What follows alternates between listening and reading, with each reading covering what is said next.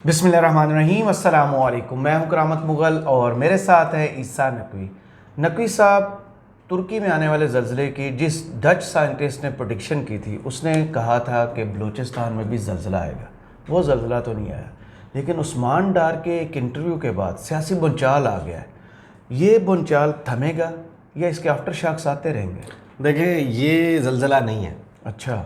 ये ज़लज़ला जब आता है ना तो 4 शॉक्स आते हैं, ज़लज़ला आता है और फिर आफ्टर शॉक्स आते हैं। राइट।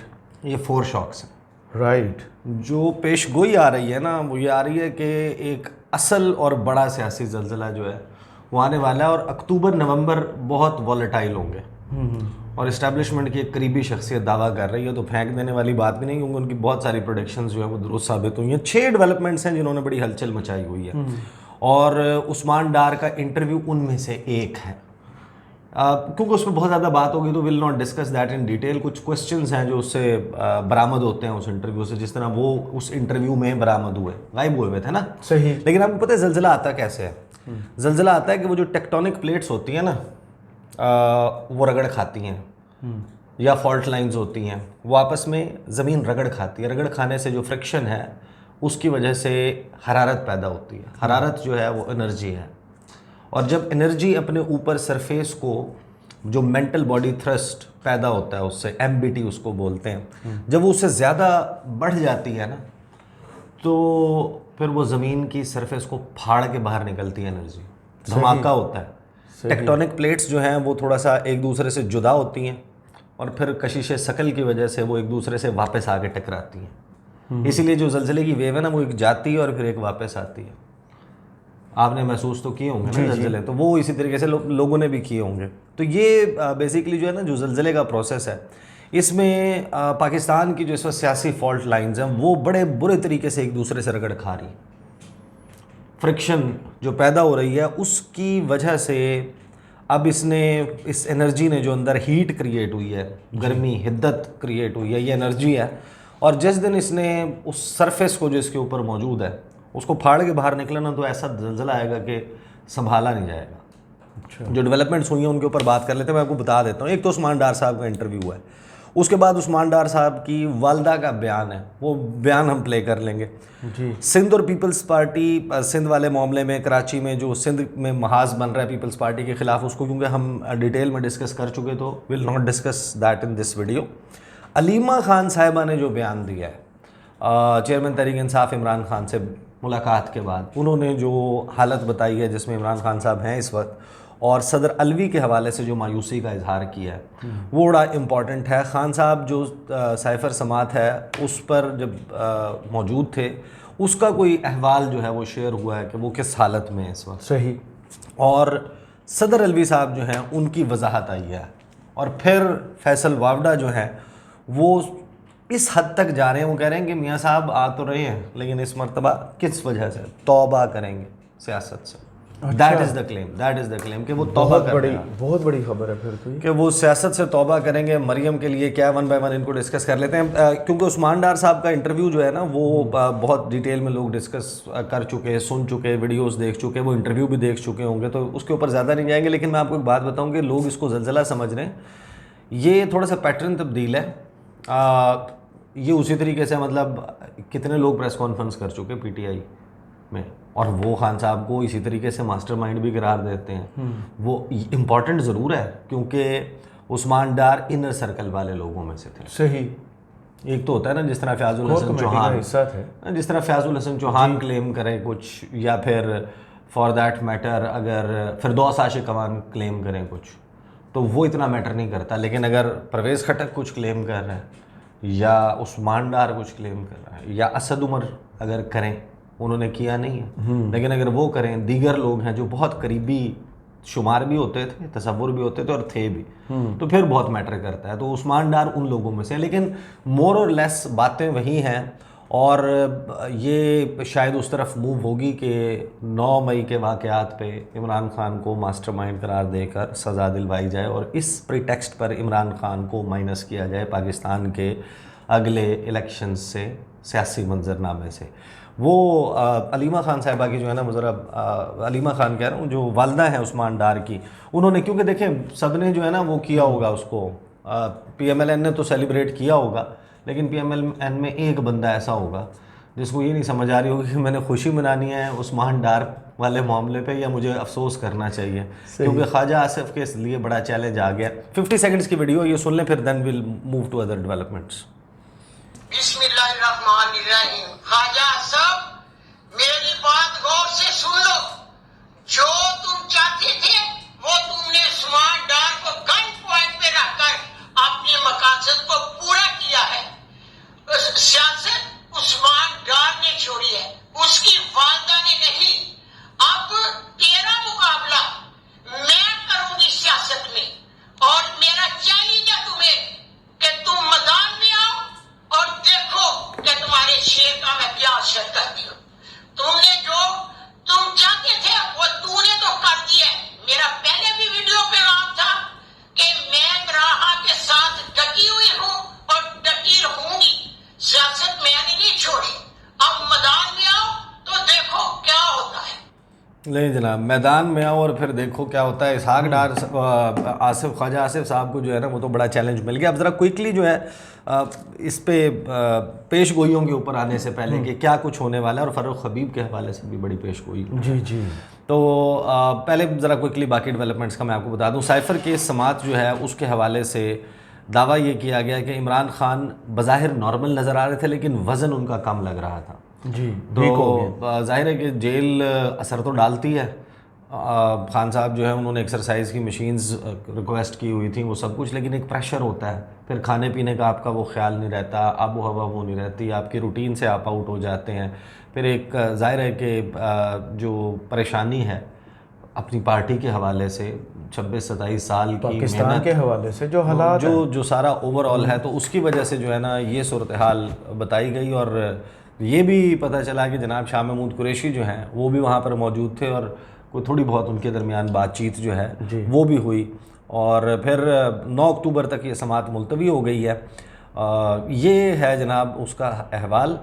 अलीमा खान साहिबा ने जो मुलाकात की थी ना, उन्होंने जो दावा किया है, जो उन्होंने दावा नहीं किया बल्कि उन्होंने तो स्टेटमेंट दिया, और स्टेटमेंट इमरान खान के कहने पर दी, on behalf of Imran Khan दी है। अलीमा खान ने जो कहा है वो ये कहा है कि पार्टी चेयरमैन सदर पाकिस्तान डॉक्टर आरिफ अलवी से मायूस हैं क्योंकि वो आइनी किरदार नहीं निभा सके। और ये आरिफ अलवी वो हैं जिनके बारे में खान साहब कहते थे कि आखिरी वक्त तक ये मेरा साथ नहीं छोड़ा जी, और सबसे ट्रस्टवर्दी हैं। और जिस वक्त अगस्त के बिल्कुल हुकूमत जाने के फ़ौरन बाद हमने अपनी वीडियोस में इसको पॉइंट आउट करना शुरू किया, तो बहुत सारे लोगों ने हमें वो करना शुरू कर दिया कि आप क्या कह रहे हैं, आप शक पैदा करें, फ़लाँ करें। भाई हमने रिपोर्ट करना होता है, किसी की खुशी के लिए तो नहीं होता, अच्छी चीज़ें भी होती हैं, बुरी चीज़ें की पिटीशन है ना वो इलेक्शंस वाली, हाँ सुप्रीम कोर्ट में, उसमें भी इनके लिए कुछ उनने दर्ज किया हुआ कि आइनी सज़ा की तरफ इनको लेके जाएंगे अगर इनने ये ना किया, इलेक्शंस की डेट अनाउंस ना की। हाँ, तो मैंने उसमें भी कहा था कि देखिए हम एंटरटेनर नहीं हैं। जर्नलिस्ट का काम होता है खबर, और ख़बर कभी आपके मिजाज के मुताबिक होती है, कभी अच्छी होती है, कभी बुरी होती है। अच्छा, अलीमा खान ने कहा कि चेयरमैन पीटीआई का वज़न कम हो गया है, लेकिन उनके जज्बे बुलंद हैं। चेयरमैन पीटीआई के पास वर्जिश और वॉक के लिए जगह नहीं है, जिसके लिए पटिशन दायर कर दी है। चेयरमैन पीटीआई का कहना था कि साइफ़र केस में तवील कैद की तैयारी हो रही है। इमरान खान ने कहा कि उनके साथ बात करने कोई नहीं आया, यानी कि वो जो बातें चल रही हैं कि उनके साथ को बैकडोर मुज़ाकरात वगैरह और ये चीज़ें चल रही हैं, तो ऐसा कुछ नहीं हुआ। सही। साथ ही सदर के हवाले से कहा कि मायूस हैं, वो आइनी किरदार नहीं निभा सके। 90 दिन में इलेक्शन करवाने थे, लेकिन उन्होंने अपना इख्तियार इस्तेमाल नहीं किया। फिर अलीमा खान ने यह भी कहा कि जेल में डालना है तो डाल दें, लेकिन हम साजिशों को कबूल नहीं करेंगे अपने हवाले से। जी। तो ये जब बयान आया तो उसके ऊपर सदर पाकिस्तान ने अपना रद्द-ए-अमल जो है वो शाहज़ेब खानज़ादा की टीम की तरफ से सवालात गए थे और ऐवान सदर ने उनको जवाब भिजवाया। सही। और वो जवाब जो है सदर मुमलिकत का, इसके ऊपर ये, और आप हैरान हो, अब सुने सदर मुमलिकत का जवाब। वो कहते हैं कि मौक़िफ़ के मुताबिक सदर अलवी चाहते हैं कि इलेक्शन वक्त पर हों ताकि तमाम सियासी जमातों को इलेक्शन के अमल में हिस्सा लेने का मौका मिले। अब ये चाहने की बात नहीं है, आइन बहुत सारे आपने चाहना नहीं है, आपने तारीख देनी है। आइन का आर्टिकल 48 क्लॉज 5 जो है वो सदर पाकिस्तान को आइन ये कहता है, आइन पाकिस्तान जो मुकद्दम है किसी भी कानून से, सही, वो ये नहीं कहता कि आपने असम्बली तहलील करने के बाद चाहना है कि इलेक्शन आपकी चॉइस क्या है? क्या ये आपकी चाहत की बात नहीं हो रही कि आप ये चाहते हैं। हाँ, ये बात हो रही है You कि have to do that. आपने डेट देनी है, तो आपने नहीं दी तो फिर ये तो अब वो खाम खा के उज़र जो है वो पेश कर रहे हैं। बयान जो दिया है उन्होंने 6 सितंबर को चीफ इलेक्शन कमिश्नर को लिखे गए ख़त में आगाह किया जा चुका था कि आर्टिकल 48 की शिक 5 के तहत आइन ने सदर को इख्तियार दिया है कि वो कौमी असम्बली की तहलील के बाद 90 दिनों के अंदर इंतखाबात का ऐलान करें। ये सबको मालूम है। तो फिर बयान में सदर आरिफ अलवी जो है उन्होंने कहा कि कौमी असम्बली के लिए आम इंतखाबात 6 नवंबर को होने चाहिए। किसी भी सियासी जमात को इलेक्शन के अमल से बाहर रखना जमहूरियत की रूह के साथ नाइंसाफ़ी होगी। तो ये सदर मुमलिकत का जो है ना वो इसके ऊपर जवाब है। तो सदर मुमलिकत का जवाब देख के डेंटिस्ट नहीं है, बयान इनका होम्योपैथिक डॉक्टर की तरह का है। हाँ, कोई दंदान शिकन जवाब नहीं है। लेकिन वो आरिफ अलवी के बारे में थोड़ा लफ्ज़ सख्त है, लेकिन किसी ने ट्वीट किया था जब इनने ये लेटर लिखा था ना, टूथलेस डेंटिस्ट। अच्छा, इस पे अब मेरे जहन से निकल गया, मेरे शो में किसी ने बात की थी कि सदर मुमलिकत जो है ना, नहीं शो में नहीं, मेरे यूट्यूब चैनल के ऊपर जो कमेंट्स, नहीं हारून रशीद साहब जो है उनका मैंने इंटरव्यू किया था, तो उन्होंने कहा था कि असल में सदर अलवी जो है वो जिस घर में जाके बैठ गए हैं ना ऐवान सदर, यहाँ से निकलना बड़ा मुश्किल है। ये जो चाहत है ना वहाँ चिपके रहने की, चिमटे रहने की, कुर्सी की, प्रोटोकॉल की, गाड़ियों की, बिल्कुल रियलिटी है। देखें ज़ियाउल हक, उसके बाद इसहाक डार कितना अरसा रहे, लगारी साहब देख लें, उसके बाद मुशर्रफ साहब का टाइम देख लें। यार वहाँ जो गुस्सा वो निकलने का वाकई नाम नहीं लेता। इसहाक डार नहीं, सदर इसहाक हुई, इसहाक खान। हाँ, आपने डार कह दिया। मेरे आपके ना पूरे पाकिस्तान के हवासों पे सवार हैं डार साहब। उन्होंने हाईजैक किया है। सॉरी फॉर दैट, अगर मैंने गलती से भी ये लफ्ज़ डाल नहीं, आपने इसहाक डार कहा है। लोग आप रिवाइंड करके देख लें, उन्होंने डार कहा। अच्छा, अब आ जाते हैं फैसल वावडा जो है ना वो जो गुफ्तगू कर रहे हैं जी, उस गुफ्तगू में हर एक के लिए ना कुछ बिट्स एंड पीसेस मौजूद हैं। राइट। अब वावडा साहब की बात इसलिए नहीं फेंकी जा सकती कि उन्होंने जितनी भी पेशगोइयाँ की हैं ना वो लगभग तमाम की तमाम पूरी हुई हैं। वैसे वो बड़ी पेशगोइयाँ कर रहे हैं चकवाल से कोयटा तक जी, कोर कमांडर्स के हवाले से, जनरल फैज़ हमीद के हवाले से, और जिस ट्रस्ट के साथ, जिस एतमाद के साथ, जिस यकीन के साथ वो काजी फ़ाइज़ ईसा के बारे में बात कर रहे हैं ना, वो भी बड़ी दिलचस्प है, लेकिन वो अलहदा बात करेंगे। अब उन्होंने 21 अक्टूबर के हवाले से, मियाँ साहब की वापसी के हवाले से और ये जो सियासी मंजरनामा है इसके हवाले से कुछ पेशगोइयाँ की। उन्होंने कहा ये जो 18 सियासी लाशें हैं ये बेशरम, ये सियासी लाशें से मुराद ये है कि ये जो पार्टी सरबराहान है सारी सियासी जमातों में, वो कहते हैं कि ये बेशरम, बेहया, बेगैरत लोग मुल्क कैसे ठीक करेंगे। ये टीवी पर उन्होंने बोला। हाँ, ये सिस्टम कोलैप्स करेगा। अब इनके पास देने के लिए बिरयानी की पूरी प्लेट भी नहीं है। नून लीग मोटरसाइकिल भी तब देंगे जब ज़्यादा बंदे लाओगे।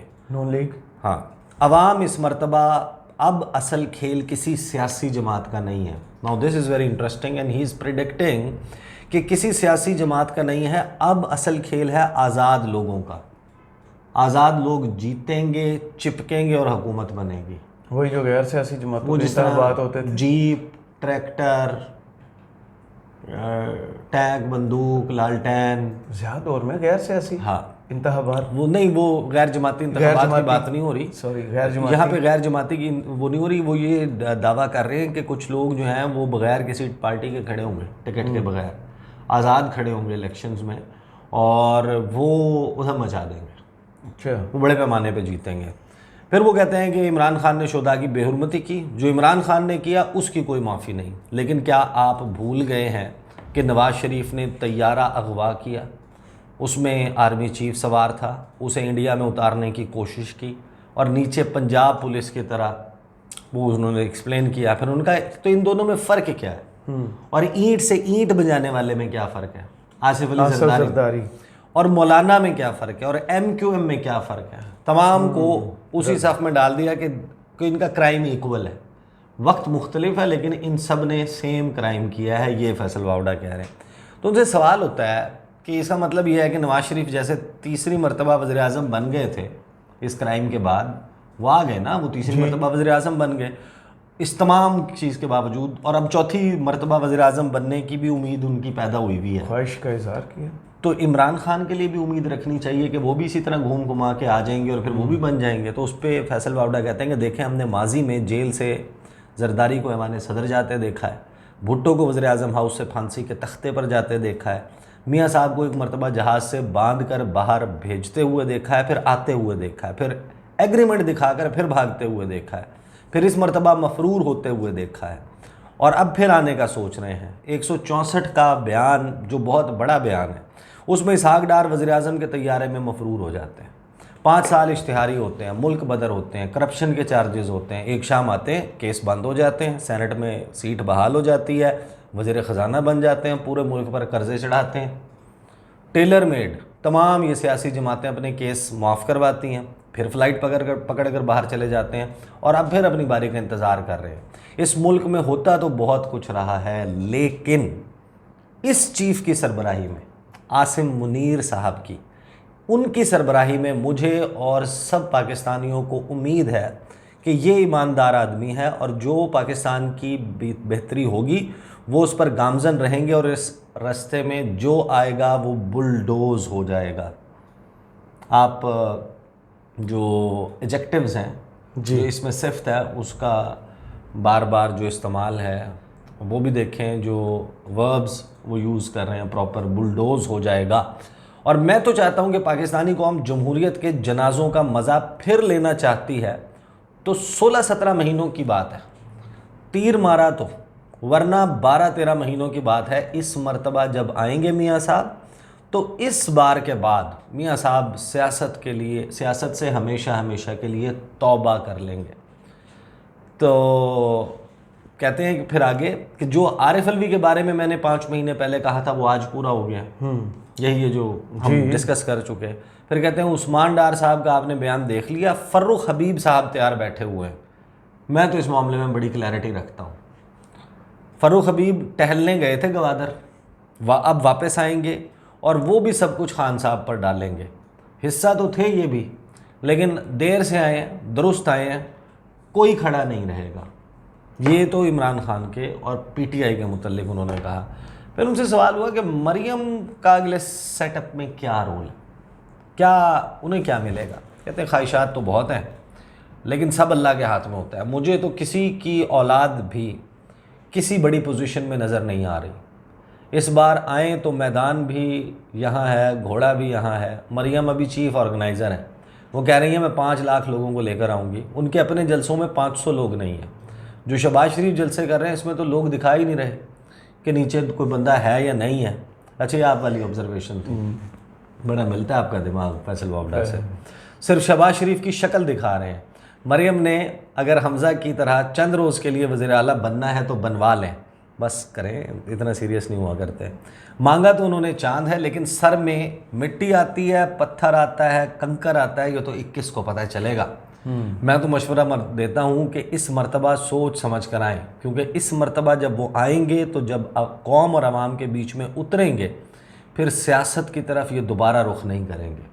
अक्टूबर और नवंबर बड़े सितम के महीने हैं, सिर्फ पीटीआई के लिए नहीं बल्कि बहुत सी और जमातों और निज़ाम के लिए, पाकिस्तानियों के लिए बहुत अच्छी खबरें आने वाली हैं। अच्छा, मैं आपको अपना कोई कमेंट दे दूं। इसके फ़ौरन बाद ना बहुत सारे कुछ लोग जो नून लीग के बड़े करीबी तस्वुर होते हैं और नून लीग के, उन्होंने फैसल वावड़ा को टेक ऑन करना शुरू किया। वो बाकायदा इनके ख़िलाफ़ भी ट्वीट्स कर रहे हैं और बहुत सारे सवालात भी उठा रहे हैं। सही। वो ये भी कह रहे हैं कि डरा के नवाज शरीफ को बाहर रखने की कोशिश की जा रही है वगैरह वगैरह, इस किस्म की जो है ना वो बात की जा रही है। इसका मतलब ये है कि डर के बाहर रह सकते हैं। ये तो अब समझ आ रही है ना।